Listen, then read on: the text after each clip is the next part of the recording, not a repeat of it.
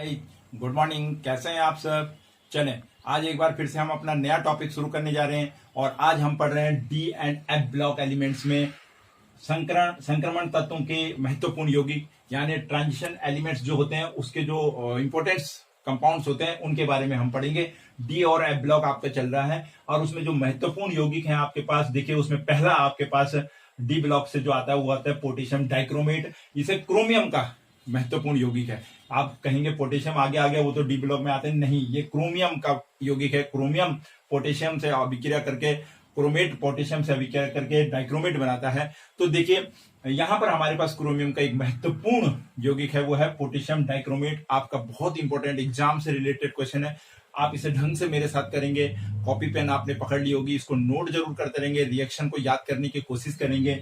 आइए देखिए कैसे ये जो पोटेशियम डाइक्रोमेट है बेटा, ये औद्योगिक रूप से एक महत्वपूर्ण रसायन है। इसका बहुत अधिक मात्रा में उपयोग किया जाता है औद्योगिक फील्ड में। अब आते हैं कि इसको बनाते कैसे हैं, इसकी निर्माण की विधि क्या है। तो देखिए बेटा, निर्माण की विधि सबसे मेन है, इसको क्रोमाइट अयस्क से प्राप्त किया जाता है। इसके अयस्क का नाम है क्रोमाइट अयस्क। देखिए क्रोमाइट अयस्क का मैंने फॉर्मूला यहाँ पे लिख दिया है। ये क्रोमाइट अयस्क है आपका FeCr2O4, कहीं पे FeOCr2O4 भी लिखा होगा, लेकिन ये क्रोमाइट अयस्क है जिसमें आयरन और क्रोमियम के ऑक्साइड यानी क्रोमेट मिलकर के बना होता है, उसे हम क्रोमाइट। अब क्रोमाइट अयस्क से हम डाइक्रोमेट कैसे प्राप्त करते हैं, तो इसका सिंपल प्रोसेस है। निर्माण की विधि में जो हमारे पास आता है, निर्माण की विधि जो इसकी आती है नंबर 1, उसमें आता है कि ये जो क्रोमाइट अयस्क है FeCr2O4 जो है हमारे पास क्रोमाइट अयस्क, इस अयस्क का जब हम किसी भी पोटेशियम या सोडियम के कार्बोनेट के साथ में ऑक्सीजन की उपस्थिति में फ्यूजन कराते हैं, पोटेशियम या सोडियम कार्बोनेट की उपस्थिति में ऑक्सीजन के साथ में मिला करके क्या करते हैं, इसका फ्यूजन यानी संकलन कराते हैं। तो हमारा देखिए किस प्रकार से क्रोमेट अयस्क में क्रोमेट बनाता है। देन उस क्रोमेट को हम आगे जो प्रोसेस जाएगी सेकंड स्टेप में एसिड से अभिक्रिया कराते हैं। तो देखिए पहले स्टेप में आते हैं कि पहले स्टेप में पोटेशियम डाइक्रोमेट कैसे बनाएंगे। देखिए बेटा, हमारे पास है क्रोमाइट अयस्क। तो क्रोमाइट अयस्क है हमारे पास, देखिए FeCr2O4। देन ये हमारे पास क्रोमाइट अयस्क है। अब इस अयस्क की अभिक्रिया करानी सोडियम या पोटेशियम के कार्बोनेट से, हम कराते हैं Na2CO3 से। बेसिक मीडियम में अभिक्रिया होती है, प्लस इसमें ऑक्सीजन से इन तीनों ऑक्सीजन, इसको क्रोमेट अयस्क को सोडियम कार्बोनेट और ऑक्सीजन के साथ फ्यूजन कराया जाता है, संकलन कराया जाता है। और फिर देखिए आपको क्या प्राप्त होता है, आपको प्राप्त होता है यहां पे से Na2CrO4 sodium chromate plus Fe2O3 and plus CO2। देखिए बेटा, आगे के प्रोडक्ट्स पे हम ज्यादा कंसंट्रेट नहीं करते। हमारा मेन प्रोडक्ट है कि इस आयरन क्रोमेट से हम सोडियम क्रोमेट, कुछ नहीं होना है, आपने सोडियम क्रोमेट को यहां पे बनाना है, क्रोमेट बनाना है, क्रोमाइट अयस्क। देखिए हमने क्या किया, क्रोमाइट अयस्क को सोडियम कार्बोनेट और ऑक्सीजन के साथ में फ्यूजन कराया, हमें सोडियम क्रोमेट मिला, क्या मिला, सोडियम क्रोमेट। ये येलो कलर का होता है। इसका कलर कैसे पता चलेगा कि हमको मिल गया, क्योंकि इसका कलर क्या होता है, येलो होता है। ये येलो कलर का सोडियम क्रोमेट मिलता है हमको, और साथ में देखिए हमें मिलता है आयरन ऑक्साइड एंड CO2 बाहर। ठीक है बेटा, रिएक्शन को अगर हम नॉर्मली देखें, क्योंकि Fe2 हमारे यहाँ आ रहा है, Fe यही, अगर हम इसको बैलेंस करना चाहें तो आप देखेंगे यहां हम इसको इस प्रकार से बैलेंस कर लेते हैं। वेरी सिंपल है, आपको बैलेंस की प्रोसेस आती है। यहाँ 7 ऑक्सीजन लिख देते हैं, यहाँ पे हम 8 Na2CO3 लिखेंगे, यहाँ पे हमारा 2 हो जाएगा क्योंकि आयरन को हमने इसे बराबर करना है, और कार्बन क्योंकि यहाँ 8 हो गए हैं तो इसलिए यहाँ पर प्लस 8 CO2 होगा। रिएक्शन बैलेंस सिंपली हो जाएगी। मेनली पहले आपने क्या करना है, क्रोमेट अयस्क लिखना है, उसके साथ सोडियम कार्बोनेट लिखना है, उसके साथ ऑक्सीजन लिखना है, आपने सोडियम क्रोमेट बनाना है येलो कलर का, FeO3 बनाना है और CO2 बनाना है। बैलेंस की प्रोसेस में जब आप जाएंगे तो सिंपली आप इसको बैलेंस कर लेंगे। ये देखिए रिएक्शन बैलेंस है हमारी, ये पहला स्टेप हुआ। अब होता क्या है, जो आपको ये सोडियम क्रोमेट मिला है, ठीक है ना, सोडियम के क्रोमेट हो, पोटेशियम के क्रोमेट हो, कोई भी क्रोमेट हो, जब इनकी अभिक्रिया हम किसी अम्ल की उपस्थिति में करते हैं तो क्रोमेट अक्सर डाइक्रोमेट में बदल जाते हैं।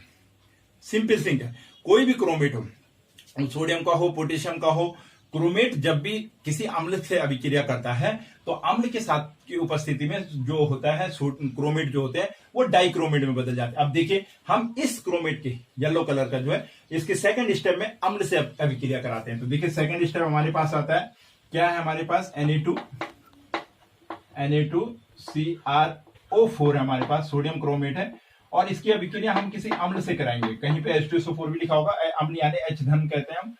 H पॉजिटिव आयन जब H पे H धन आयन जो होता है वो अम्ल को प्रदर्शित करता है। इसकी जब हम अभिक्रिया कराते हैं तो सिंपली बेटा ये हमारा बदल जाता है Na2Cr2O7। This is the chromate. ये डाइक्रोमेट हो गया। ये था हमारे पास सोडियम क्रोमेट, ये क्या हो गया सोडियम डाइक्रोमेट। देखिए मैंने आपको अभी बताया कि सिंपली कोई भी क्रोमेट हो, यदि हम उनकी अभिक्रिया किसी एसिड की उपस्थिति में करते हैं या एसिड से करवाते हैं तो उसमें होता क्या है, वो क्रोमेट डाइक्रोमेट में बदल जाए। आप देखिए डाइक्रोमेट में देखिए Cr2 आ गए, ऑक्सीजन भी अपने लगभग डबल हो गए, तो ये क्रोमेट है और ये डाइक्रोमेट में Cr2O7 हो जाता है, Cr2O7। ये बन गया आपका क्या सोडियम डाइक्रोमेट। और इसका जो कलर होता है ये ऑरेंज कलर का होता है, ऑरेंज कलर। देखिए येलो से आप डाइक्रोमेट, क्रोमेट था आपका येलो कलर का और ये डाइक्रोमेट क्या हो गया आपका ऑरेंज कलर का हो गया। किस कलर का हो गया आपका ऑरेंज कलर का, ठीक है ना। अब देखिए ये आपकी अभिक्रिया हुई किसमें एसिड में। अब होता क्या है कि ये सोडियम जो डाइक्रोमेट्स होते हैं, ठीक है, ये बहुत ज्यादा घुलनशीलता होती है, इनकी विलेयता बहुत ज्यादा होती है, आसानी से विलय हो जाते हैं। तो इसके लिए हम क्या करते हैं, इसमें ये सोडियम डाइक्रोमेट जो होता है ये पोटेशियम डाइक्रोमेट के मुकाबले ज्यादा इसकी विलेयता होती है। तो इसकी अभिक्रिया हम क्या कराते हैं KCl से करा लेते हैं। किससे कराते हैं KCl से। देखिए तीसरे स्टेप में बहुत सिंपल है, बस आपने स्टेप याद रखनी है। इस क्रोमेट की अभिक्रिया डाइक्रोमेट की, सोडियम डाइक्रोमेट Na2Cr2O7 की अभिक्रिया हम किससे करा लेते हैं KCl से, पोटेशियम क्लोराइड से। KCl से अभिक्रिया कराते हैं और देखिए आपका क्या बन जाता है K2Cr2O7 पोटेशियम डाइक्रोमेट प्लस। अब आगे के प्रोडक्ट से ज्यादा आपको ध्यान देने की जरूरत नहीं है, लेकिन फिर भी 2KCl यहाँ पे आपका क्या होता है बाहर निकल जा रहा है। देखिए ये था हमारे पास ऑरेंज कलर का सोडियम डाइक्रोमेट। इस सोडियम डाइक्रोमेट की अभिक्रिया हमने KCl से कराई क्योंकि इसकी विलेयता बहुत ज्यादा होती है, पोटेशियम के मुकाबले ज्यादा घुलनशील होता है, तो इसलिए हम इसमें KCl डालते हैं। तो KCl डालते ही पोटेशियम देखिए सोडियम को रिप्लेस करेगा, पोटेशियम जुड़ जाएगा और ये बन गया आपका पोटेशियम डाइक्रोमेट। क्या बन गया आपका K2Cr2O7। ये भी बेटा आपका ऑरेंज कलर का होता है, इसका कलर भी क्या होता है डाइक्रोमेट है, ऑरेंज ही होता है। ये देखिए आप, और KCl बात देखिए कितना सिंपल है। आपके पास आएगा कि बनाने की विधि और कैसे हम इसको बनाते हैं। तो देखिए बेटा सिंपली मैंने आपको बताया क्रोमाइट में जब हम किसी भी पोटेशियम में सोडियम कार्बोनेट, तो हम सोडियम कार्बोनेट लेते हैं, ऑक्सीजन के साथ में उसका फ्यूजन कराते हैं तो हमें येलो कलर का क्रोमेट मिलता है। क्या मिलता है क्रोमेट आयन। अब देखिए क्रोमेट को जब हम किसी एसिड से अभिक्रिया कराते हैं तो कोई भी क्रोमेट हो वो डाइक्रोमेट में कन्वर्ट हो जाता है। अब क्योंकि ये इसकी विलेयता बहुत ज्यादा होती है तो इसमें हम पोटेशियम KCl मिलाते हैं इसके विलयन में, तो KCl मिलाते ही ये किसमें कन्वर्ट हो जाता है पोटेशियम डाइक्रोमेट। किसमें कन्वर्ट हो जाए, ये है बेटा आपका 3 स्टेप में आपका पोटेशियम डाइक्रोमेट बन रहा है। आप आगे के हिस्से को छोड़ दीजिए, पोटेशियम लग सकता है, सोडियम, मेन क्या है ये क्रोमेट है। मेन क्या है ये क्रोमाइट है इसके, तो क्रोमेट इसका मेन हिस्सा है। यानी ये CrO4 देखिए आप, ये CrO4 से किसमें कन्वर्ट हो रहा है आपका Cr2O7 में कन्वर्ट हो रहा है। CrO4 से Cr2O7 में कन्वर्ट हो रहा है। ये सिंपली आपको ध्यान रखना है कि ये है हमारे पास क्या क्रोमेट। यानी अगर हम इसको अलग कर दे, सोडियम से अलग कर दे, तो अभी मैं आपको नेक्स्ट आगे बताऊंगा कि किस प्रकार से अगर हम इसको केवल क्रोमेट को क्रोमाइट जो हमारा डाइक्रोमेट में किस तरीके से आयन बदल जाता है, तो उसमें CrO4 कैसे Cr2O7 में जाता है और क्या होता है, उसका ऑक्सीडेशन होता है या रिडक्शन होता है, आप देखेंगे किस प्रकार से ये चेंज होता है। तो ये था बेटा, इसको आप देख लीजिए, इन रिएक्शनों को आप नोट करिए, आप इन रिएक्शनों को स्क्रीनशॉट ले लीजिए और इसी प्रकार से आप इसे लर्न करेंगे। 3 स्टेप्स मैंने आपको इसकी समझा दी। अब आता है बेटा कि जो हमने पोटेशियम डाइक्रोमेट हमारा बना, उसमें देखिए हमें क्रोमेट से डाइक्रोमेट बनाया। क्या बनाया, क्रोमेट से डाइक्रोमेट। तो इसकी संरचना कैसी होती है, क्रोमेट आयन की जो संरचना है, संरचना किस प्रकार से होगी, देखिए इसका स्ट्रक्चर कैसा होगा, स्ट्रक्चर कैसे बनेगा। देखिए हमने बनाया था, देखिए अगर मैं N को हटा दूं तो आपने देखा CrO4 से आपने क्या बनाया Cr2O7, ये भी 2 माइनस, ये भी 2 माइनस। देखिए आपने क्रोमेट से डाइक्रोमेट बनाया, आयन क्या बना हमारा, मतलब आगे से हम सोडियम को हटा देते, ये क्रोमाइट ही तो है, यहां से क्रोमेट से हमने क्या बना दिया डाइक्रोमेट बना दिया। यहाँ माइट क्यों हुआ, क्योंकि आयरन इस पर जुड़ा हुआ था। तो देखिए अगर इनकी स्ट्रक्चर बनाए कि क्रोमेट आयन की स्ट्रक्चर कैसी होगी और क्रोमाइट आयन की स्ट्रक्चर कैसी होगी, तो देखिए बेटा होता क्या है, ये Cr सेंटर में होती है, क्रोमियम सेंटर में होता है इसमें, सॉरी, और इसमें देखिए ये टेट्राहाइड्रल फॉर्म में होते हैं। किस फॉर्म में होते हैं? टेट्राहाइड्रल फॉर्म में। देखिए इस प्रकार से इसमें क्या होती है, ऑक्सीजन लगी होती है, ये ऑक्सीजन लगी होती है। ये तो स्ट्रक्चर हो रहा है आपका किसका, 4 ऑक्सीजन है, 4 ऑक्सीजन 2 माइनस। ये है आपका किसका स्ट्रक्चर, क्रोमेट आयन का। टेट्राहाइड्रल फॉर्म है, आपको पता है टेट्राहाइड्रल फॉर्म इस तरह की फॉर्म होती है, चतुष्फलकीय इसकी संरचना होती है टेट्राहाइड्रल। जैसे आपने अमोनिया की देखी, मीथेन की देखी, सब सेम उसी। अगर हम इस आयन की बनाएं, डाइक्रोमेट आयन की, तो डाइक्रोमेट आयन में देखिए 2 क्रोमियम होती है, और ये 2 क्रोमियम बीच में ऑक्सीजन से जुड़ी हुई होती है, और आप देखिए कितने 3-3 आपके ऑक्सीजन लगे होते हैं, लाइक दिस। बहुत इजीली आप इसकी स्ट्रक्चर बना सकते हैं क्रोमेट आयन की भी। और क्योंकि ये आयन है और क्योंकि इसमें 2 माइनस का चिन्ह है, तो 2 माइनस इसमें बाहर हो जाएगा। ये है आपके पास क्रोमेट की, क्रोमेट की, और ये किसकी है आपके पास, क्रोमेट आयन की।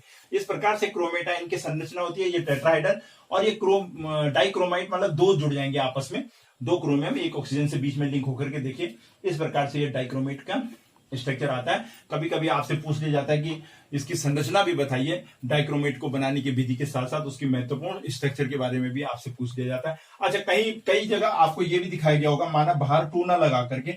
अगर आपने ये नोट कर लिया तो मैं इसको रब करूंगा। देखिए कई जगह किसी बुक्स में आपके पास स्ट्रक्चर ऐसी होगी, इसको मिटा दिया गया होगा, ये बाहर आपको आयन नहीं दिखाया गया होगा, और 2 डबल बॉन्ड लगाए होंगे ऑक्सीजन के, और 1 माइनस इस पे, 1 माइनस इस पे। ये भी इसकी स्ट्रक्चर है, सेम है, ठीक है। ऑक्सीजन डबल बॉन्ड में क्यों होता है आपको पता ही, किसी के साथ अपने ऑक्टेट को पूरा करने के लिए ऑक्सीजन क्या होता है, डबल बॉन्ड में होता है। इन 2 ऑक्सीजन ये सिंगल है, इन पे माइनस चार्ज होता है, ये दोनों डबल बॉन्ड पे होती है सीआर के साथ में। तो ये भी इसकी स्ट्रक्चर है, किसकी, क्रोमेट की। आप उस तरीके से भी बना सकते हैं और इस तरीके से भी इसकी स्ट्रक्चर कहीं पे बनी होगी, तो कंफ्यूज नहीं होना भाई। ये इलेक्ट्रॉन हमने यहां दिखा दिया, तो इस हिसाब से ये ऑक्सीजन 2 क्या होंगे इसमें, डबल बॉन्ड पे।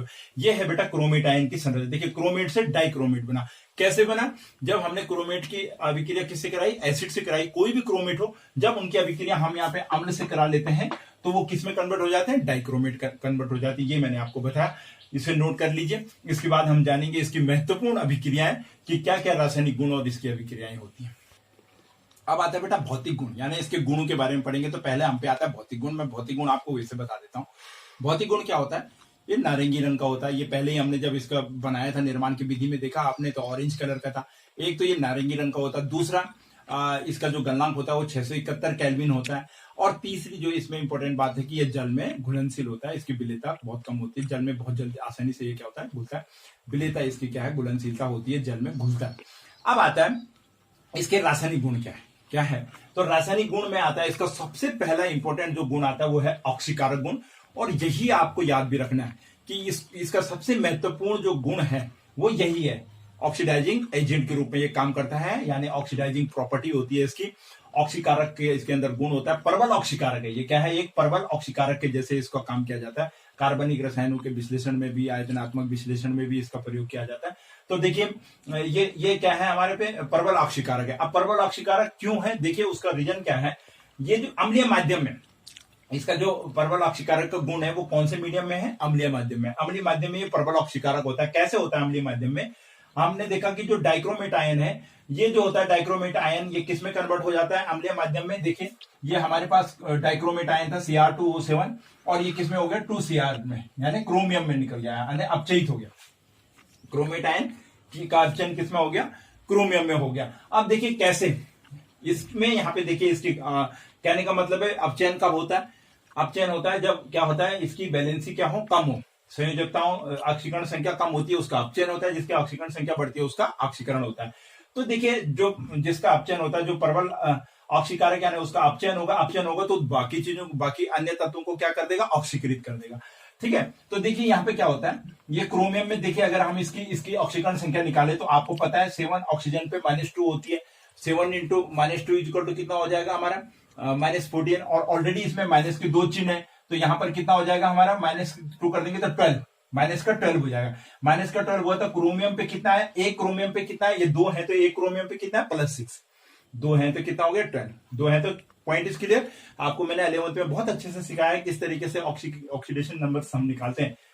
ऑक्सीजन पे -2 होता है, यहाँ पे मैं मल्टीपल करूंगा, -2 तो ये कितना हो जाएगा, -14, और इक्वल टू -2 पहले ही, और यहाँ पर x है हमारे पे। ठीक है, तो अब आप देखिए यहाँ से हम जब निकालेंगे तो 12 हो जाएगा, और क्योंकि ये 2 है 2 है तो 2x इजिकल टू यानी x यहाँ पे 2x इजिकल टू निकालेंगे तो 14 माइनस 2 हो जाएगा यानी 12 हो जाएगा। तो x इजिकल टू क्या हो जाएगा हमारा 12/2 इजिकल टू 6। तो एक पे कितना आ जाएगा हमारा 6। क्रोमियम की हमारी ऑक्सीडेशन नंबर कितना हो गया, एक पे +6, ठीक है। दो पे कितना हो गया 12 हो गया। अब देखिए यहां से देखिए ये इसका ऑक्सीडेशन नंबर यहाँ +3 हो गया, +3 यानी क्या हो रहा है 6 से कितने कन्वर्ट हो रहे हैं 3 में। इसका मतलब क्या हो रहा है रिडक्शन हो रहा है, यानी इनकी ऑक्सीकरण संख्या घट रही है, इसका मतलब इसका अपचयन हो रहा है।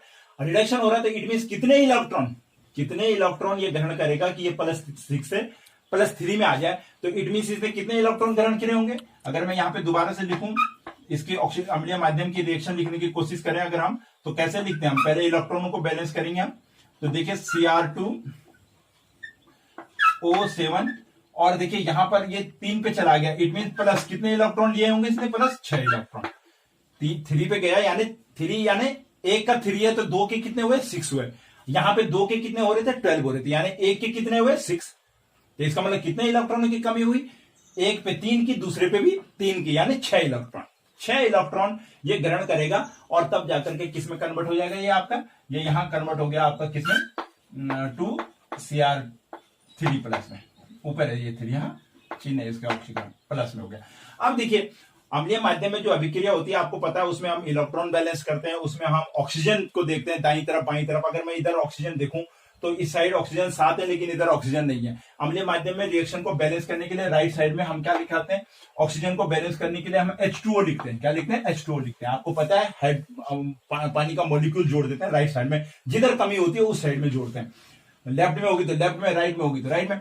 अब देखिए यहाँ ऑक्सीजन और कितने ऑक्सीजन कम है 7, तो इसका मतलब 7 लगाएंगे, तो 7 पानी के मॉलिक्यूल लगाएंगे तो हाइड्रोजन कितने हो जाएंगे हमारे पास 14। हाइड्रोजन 14 हो गए तो इट मींस इधर भी हमको क्या करना पड़ेगा, अब हाइड्रोजन को बैलेंस करना पड़ेगा। तो हाइड्रोजन इधर कितने हो जाएंगे हमारे 14H धनायन। ये है इसकी अम्लीय माध्यम की अभिक्रिया। ध्यान रखिए मैंने आपको बताया 6 इलेक्ट्रॉन ग्रहण करेगा, यहाँ पे Cr3 धनायन में आ जाएगा। अब 6 इलेक्ट्रॉन के बाद हमने दोनों तरफ देखना है कि क्या ऑक्सीजन के मॉलिक्यूल बराबर हैं। ऑक्सीजन इधर 7 है, इधर कुछ नहीं था, इधर 7 ऑक्सीजन को बैलेंस करने के लिए हम राइट साइड में पानी के मॉलिक्यूल को ऐड करते हैं। पानी करेंगे तो कितने पानी चाहिए होंगे, वो 7 पानी के मॉलिक्यूल्स हम लेंगे। 7 क्यों लेंगे, क्योंकि 7 ऑक्सीजन आएगी उसमें। जब हम इधर 7H2O को ऐड करेंगे तो लेफ्ट साइड में हमारे हाइड्रोजन डिसबैलेंस हो जाएंगे। हाइड्रोजन को बैलेंस करने के लिए हम यहाँ 14H आयन लिख देंगे, 7 2 14H। इस प्रकार से ये क्रोमियम, ये डाइक्रोमेट आयन की अम्लीय माध्यम की अभिक्रिया है, ठीक है। इस प्रकार से ये अम्लीय माध्यम में किसी भी अन्य तत्व के साथ में अभिक्रिया करके उसको ऑक्सीकृत कर देता है। अब देखिए किस किस को किस में ऑक्सीकृत करता है। नंबर 1 पे पहले आता है आयोडाइड आयन। नंबर 1 पे क्या है हमारे पास, आयोडाइड। आयोडाइड आयन को ये आयोडीन में ऑक्सीकृत कर देता है, I2 में। आयोडाइड में -1 है, और जो भी मैंने आपको बताया था जो भी I2 हो, Cl2 हो, Br2 हो, इनमें इनके ऑक्सीडेशन नंबर कितना होता है 0। इनका क्या होता है, इट मींस ये -1 से किस पे आ गई 0 पे होगी, बढ़ रही है ना। जो बढ़ता है उसका क्या होता है, ऑक्सीकरण होता है। -1 कम होता है, 0 बड़ा होता है, इसको ऑक्सीडाइज कर दिया किसने, जब इसकी अभिक्रिया इससे कराएंगे डाइक्रोमेट आयन से कराएंगे तो ये आयोडीन को ऑक्सीकृत कर देगा। ठीक इसी प्रकार से इसकी दूसरी रिएक्शन है, ये हाइड्रोजन सल्फाइड में से सल्फर को ऑक्सीकृत कर देता है। हाइड्रोजन सल्फाइड में सल्फर -2 में यहां 0 हो जाती है। देखिए अगर मैं यहां निकालूं तो यहां इसकी कितनी आएगी -2, हाइड्रोजन प्लस है ना, तो ये -2 में यहां कितनी हो गई 0, बढ़ रही है ना -2 से 0। इट मींस इसने इसको भी ऑक्सीकृत कर दिया। ठीक इसी प्रकार से देखिए ये आयरन को ऑक्सीकृत कर देती है। आयरन 2 धनायन को ये किसमें ऑक्सीकृत कर देती है, Fe3 धनायन में। सिंपल रिएक्शन है बेटा, देखिए आप ऑक्सीडेशन होगा यानी इनकी ऑक्सीकरण संख्या बढ़ेगी।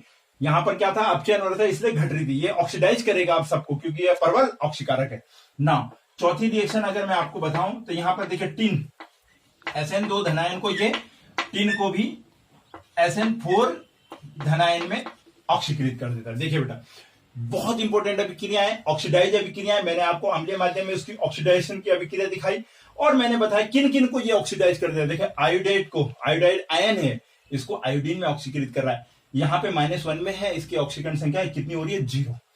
H2S से देखिए सल्फर को ऑक्सीडाइज कर रहा है, सल्फर H2S में -2 में होता है और यहां 0 हो गया।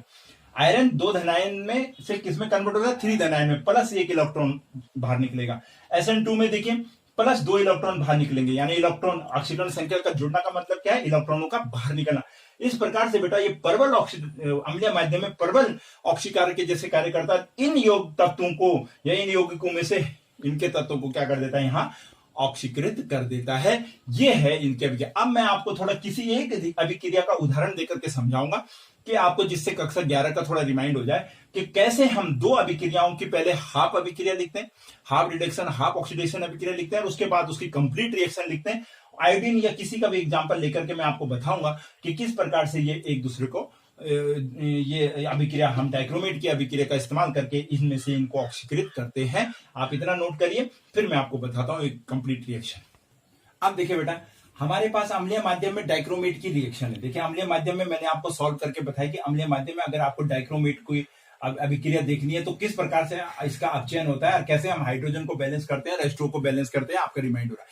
लेकिन इसके साथ में माना अभी मैंने आपको देखा कि आयोडीन दिखाया, आयरन दिखाया, हाइड्रोजन सल्फाइड दिखाई है और टीन दिखाया।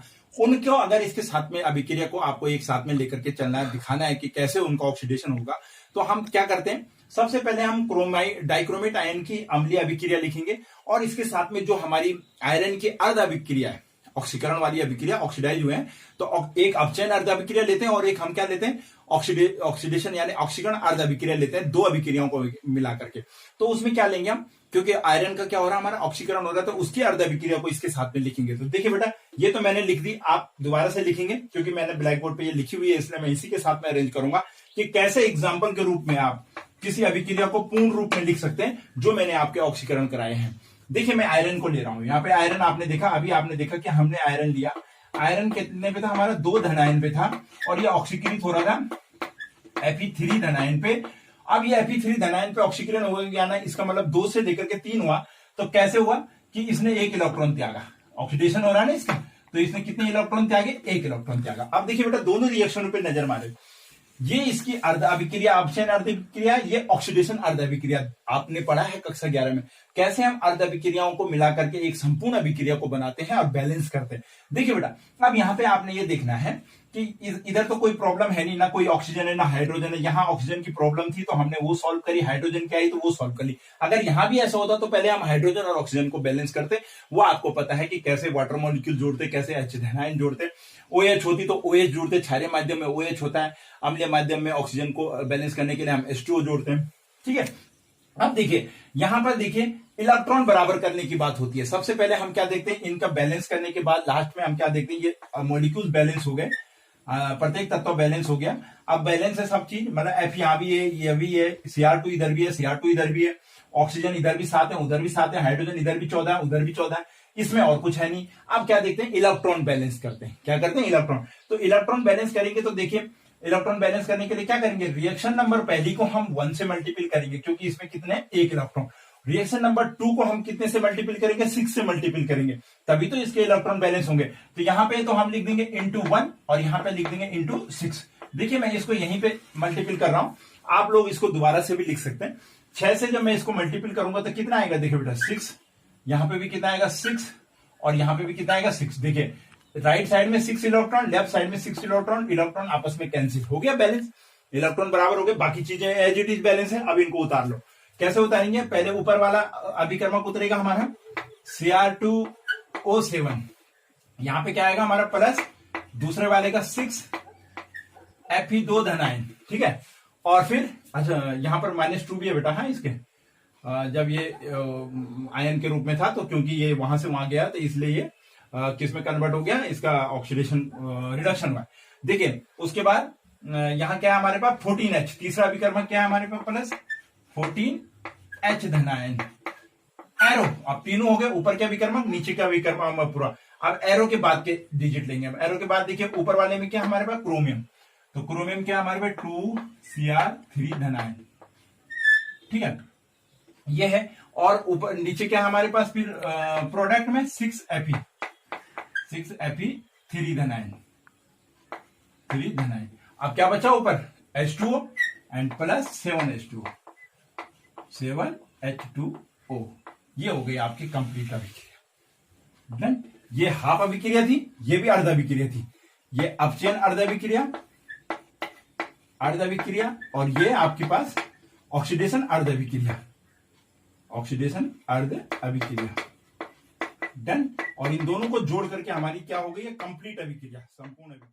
ये देखिए Cr2O7 Fe, यहाँ पे भी ये वाला 14H आ गया, ठीक है। अच्छा, यहाँ पे -2 भी है, देखिए बेटा ये आयन है ना हमारा Cr2O7 क्रोमेट है, यहाँ पे -2 भी आएगा, ध्यान रखिएगा, ये -2 है, यहाँ भी -2 आएगा। ये 6Fe हो गया, ये 14 हो गया, ये क्रोमियम आ गया। इस प्रकार से बेटा ये हमारी संपूर्ण अभिक्रिया लिखी जाती है। हम अर्ध अभिक्रियाओं को मिलाकर के, दो अर्ध अभिक्रियाओं को मिलाकर के संपूर्ण अभिक्रिया लिखते हैं। इस प्रकार से बेटा आपके पास ये बहुत इंपॉर्टेंट रिएक्शन है, इसका ऑक्सीडाइजिंग जो प्रॉपर्टी है या एजेंट के रूप में काम करता है। इससे रिलेटेड मैंने आपको 3-4 और रिएक्शन करवाई है, आपके लिए वो एक हिसाब से होमवर्क समझ लीजिए कि आप आयोडीन को भी इसी तरीके से करेंगे, आप इसी प्रकार से H2S की भी करेंगे, आप इसी प्रकार से SN2 की करेंगे। बस हमें सारे मॉलिक्यूलों को आपस में क्या करना पड़ता है, बैलेंस करना पड़ता है। अच्छे से पढ़िए। उपयोग इसका बहुत बड़ा उपयोग है, लेबोरेटरी में इसका उपयोग होता है, बहुत सारे औद्योगिक रसायनों के रूप में इसका उपयोग किया जाता है, उद्योग में इसका बहुत सारा उपयोग होता है, कार्बनिक यौगिकों के कार्बनिक रसायनों के विश्लेषण में भी इसका उपयोग किया जाता है। तो बहुत बड़ा ब्रॉड मात्रा में क्या होता है, इसका क्या होता है, उपयोग किया जाता है। आप अच्छे से वीडियो को देखिए, अच्छे से इन नोट्स को नोट करिए, और कहीं पे भी आपको इससे रिलेटेड प्रॉब्लम लगती है, कहीं पे रिडक्शन समझ नहीं आया, ऑक्सीडेशन समझ नहीं आया, तो आप कमेंट्स बॉक्स में जाकर के मेरे लिए लिख सकते हैं, मैं आपके उन प्रॉब्लम को सॉर्ट आउट करूंगा। वीडियो को जरूर देखें, जब तक आप देखेंगे नहीं आपके समझ में आएगा नहीं, देखने के साथ साथ लिखते भी रहिए, तब जाके आपके ये समझ में आएगा। बोर्ड का क्वेश्चन है, बोर्ड के लिए प्रिपेयर कीजिए। Thank you.